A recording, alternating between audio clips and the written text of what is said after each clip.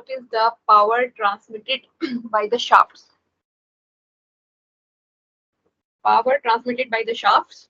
So consider a shaft subjected to torque T and rotating at n revolutions per minute.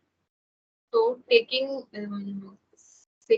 second as a unit of time, we have angle through which shaft move is equals to n by 16 2 pi, and power P is equals to work done per second.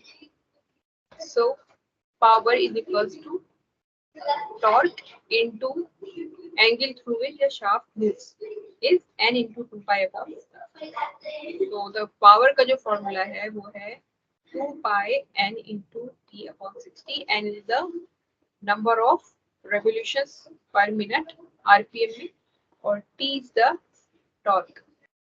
तो अगर आपको power निकालना है तो this formula is for the calculation of power transmitted by the shaft, and the unit is in Newton meter per second, और watt भी कहते हैं. 1 Newton meter per second is equals to 1 watt. और the horsepower भी निकालना है तो it is 736 watt. 1 horsepower is equals to 736 watt. ठीक है, तो याद रखिएगा 1 watt is equals to 1 Newton meter per second.